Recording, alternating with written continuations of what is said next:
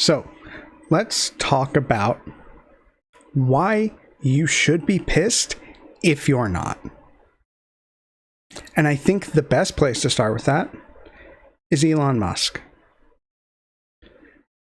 Besides the fact that he is literally the richest man on the earth. And he has a direct line into our government. Not only does he have a direct line into our government, he seems to be running the show.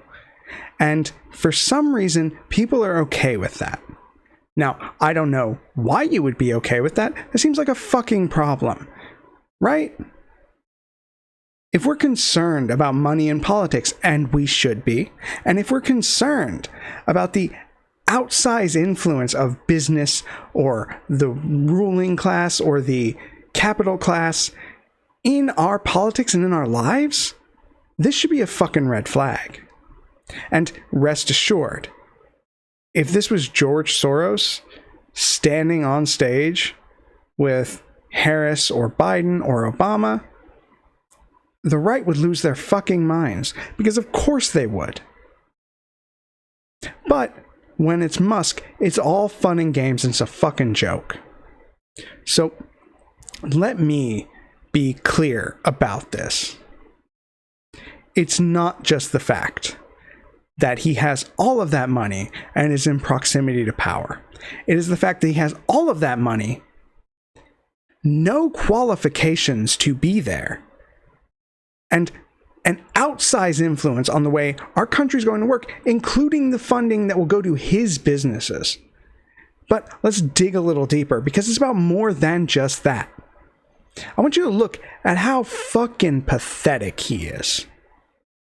And you might not be thinking he's pathetic out of the gate, or you might even be thinking he is, but you don't quite grasp the level of pathetic he is. This is a man who is, again, the richest person on this earth. And he has the thinnest skin and such a fucking hunger, a need to be loved and adored.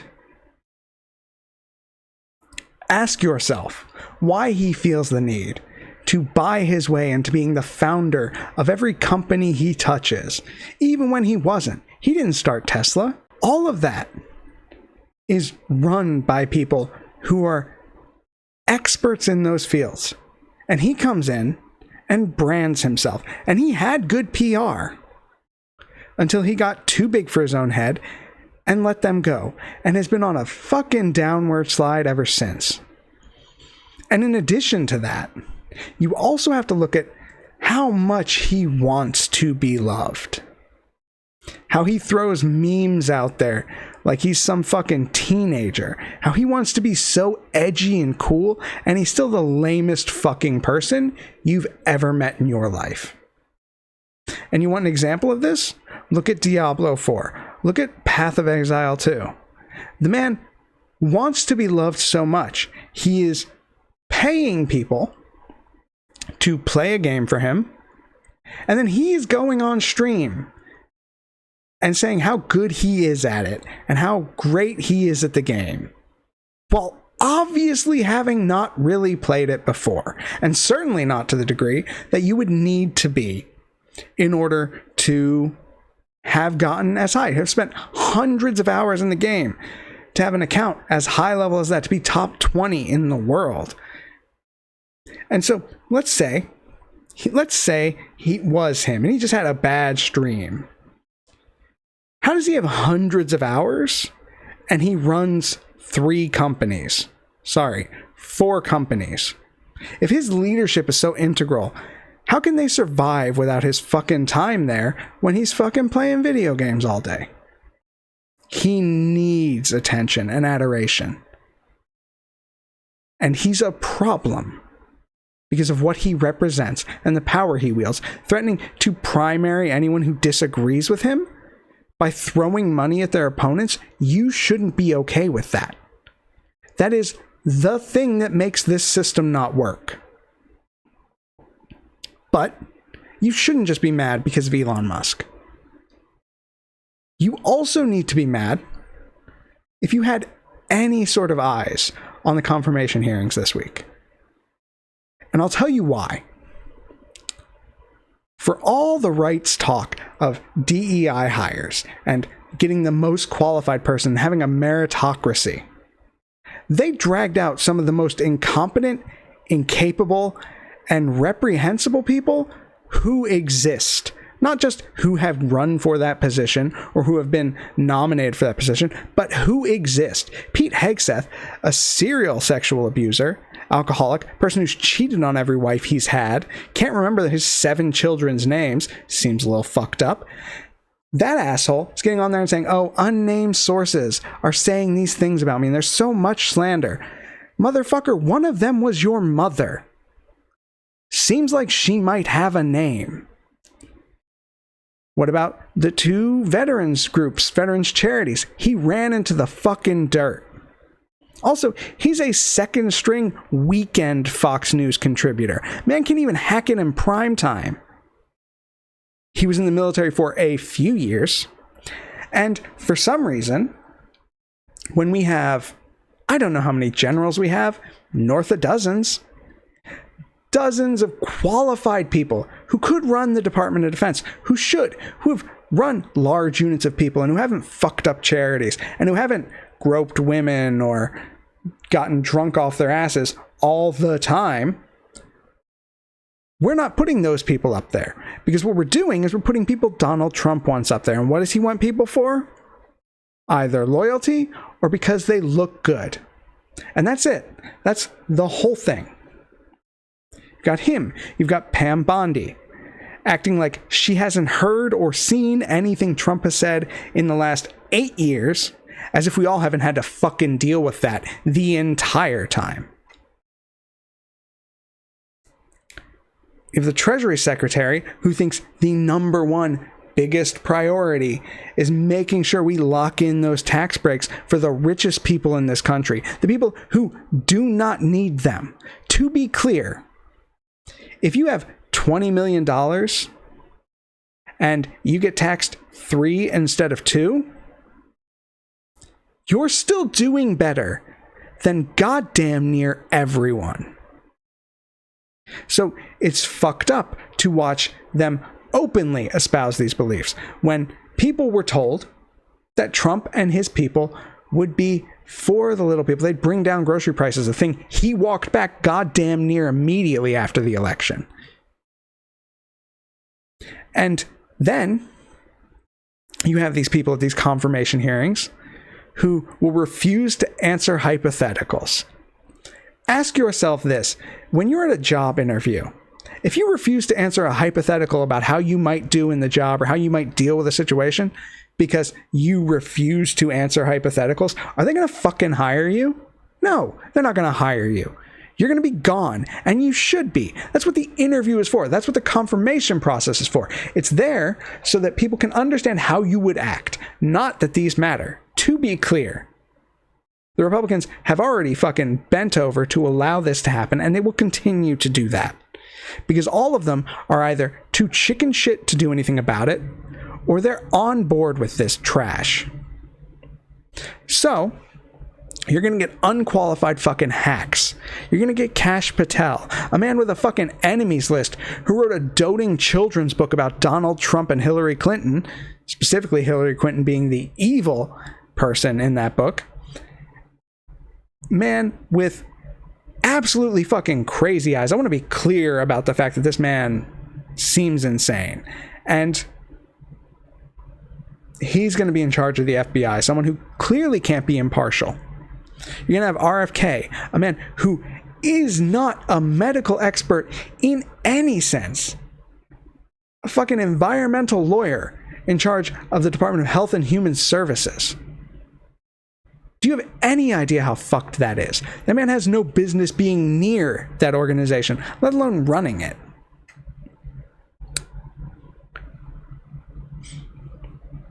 So that's why you should be upset at the right. And I will tell you why you should be upset at the left. And I will tell you that I am part of the problem on this.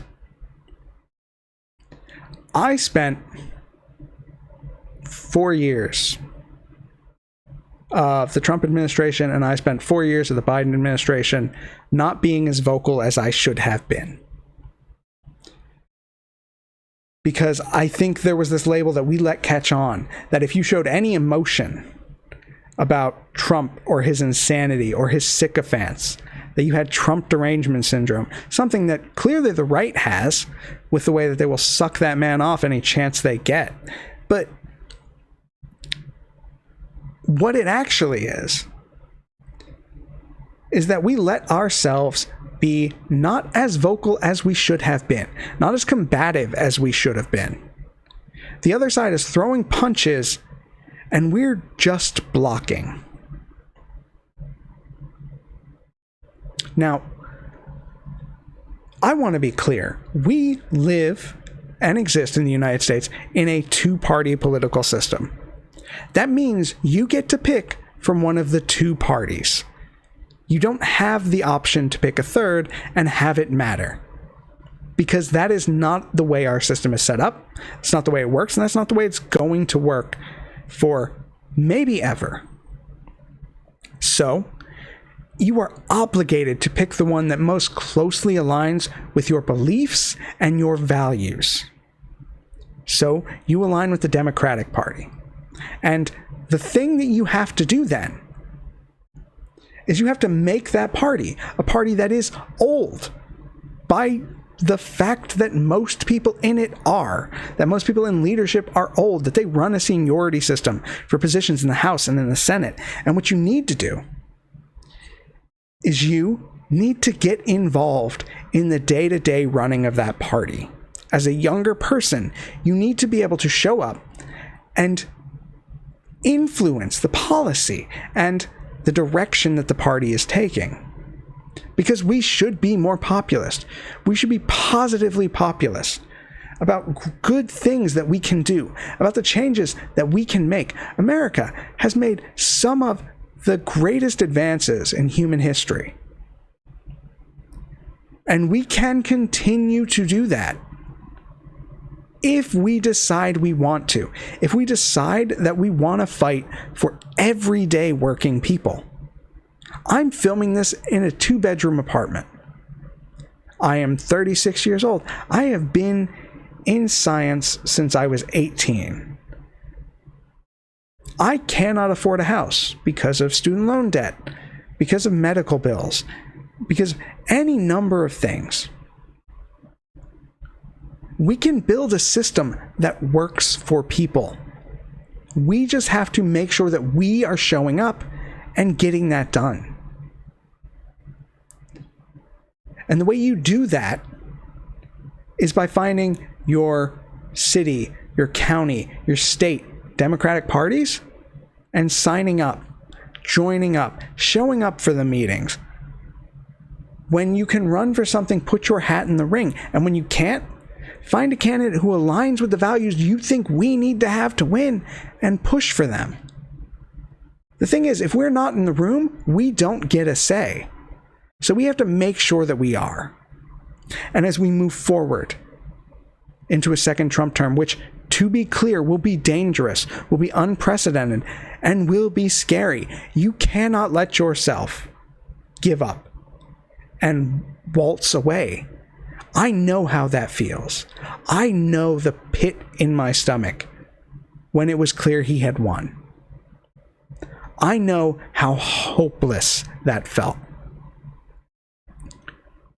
But you cannot let that stop you from making a change and from doing better. Find the ways you can do that and do it. Find something you excel in and do it. I have been quiet too long, and I know a lot of you have too, because you didn't want to rock the boat, because you didn't want to have to deal with the hassle of it. But we're going to have to do that. We can't continue to let the conversation and the direction of this country be controlled by the Republican Party or by old ideas that cannot win. We can do better. We just have to try. And while we're here, I also want to focus on something that should be apparent. The media has not been our friend on the left. They go out of their way to be fair and balanced. And in that way that they try to be fair and balanced, what they end up doing is deciding that both sides of the political spectrum have to be equally valid, even when they're not. So, you get debate questions like, Senator Vance, would you accept the results of the 2020 election if you had been in that place?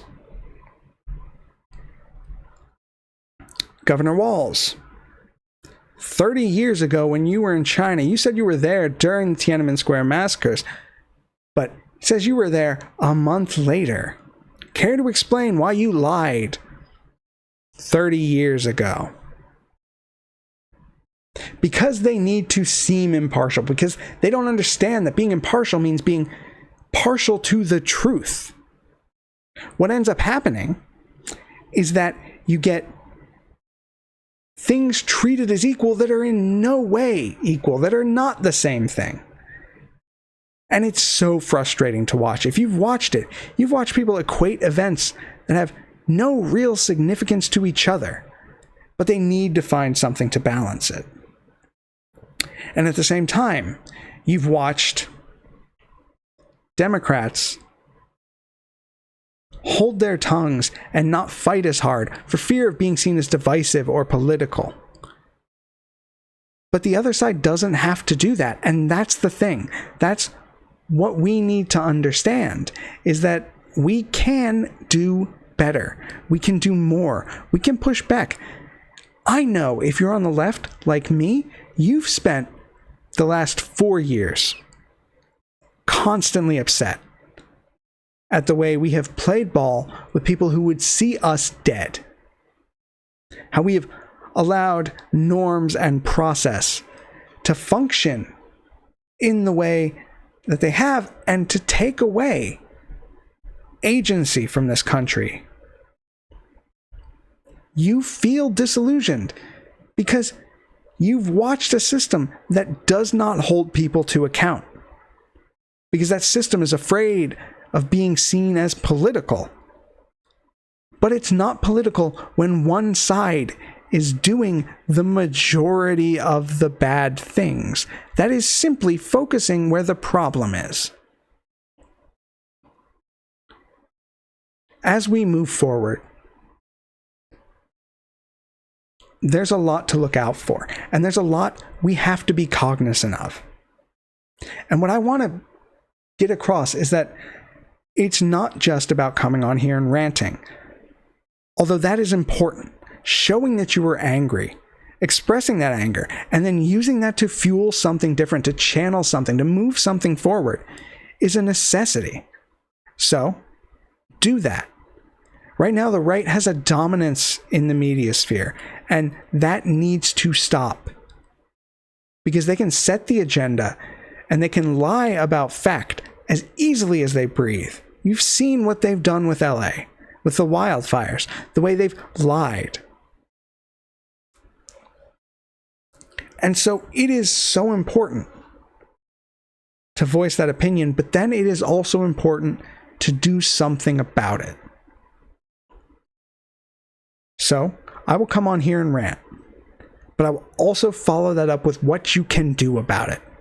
How you can affect change, even if it's small. I will help focus on the battles that are most important.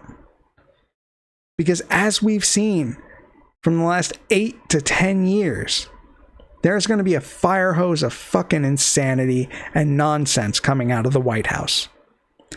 And it's our job to focus on the things that not only can we affect, but that we should affect. Whether or not we win, the fight matters. So we need to make sure that we are adhering to that principle and putting our best foot forward when we can, and fighting the battles we ought to be fighting, whether or not we win. And you know what? One more thing about Elon Musk. I don't know if you saw him on Twitter when he was, and yes, I'm calling it Twitter, he can go fuck himself.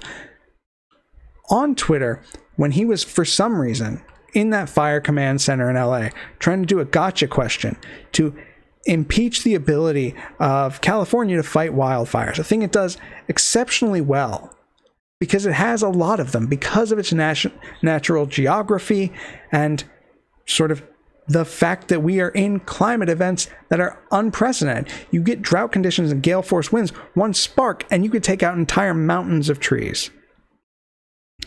But that man, that unelected billionaire, was in that command center. And he was there taking time from a person trying to fix a tragedy, trying to avert more destruction. No one voted for him. You didn't, I didn't, not a single person did, because he wasn't on the fucking ballot. And if it doesn't piss you off that he's in proximity to power in the way that he is,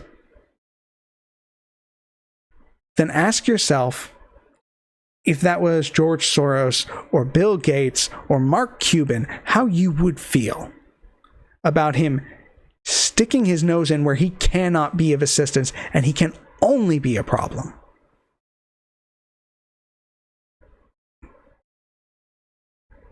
With that, I want to leave you with this. We are in for difficult times. But when he got reelected, I decided that I would not be silent.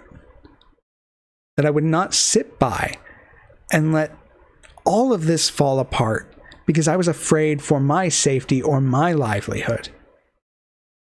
And I won't be silent. And you shouldn't either. This is the United States of America. Congress shall make no law abridging the freedom of speech. And we should never be afraid of speaking truth to power or fighting for the things we believe in. I won't be afraid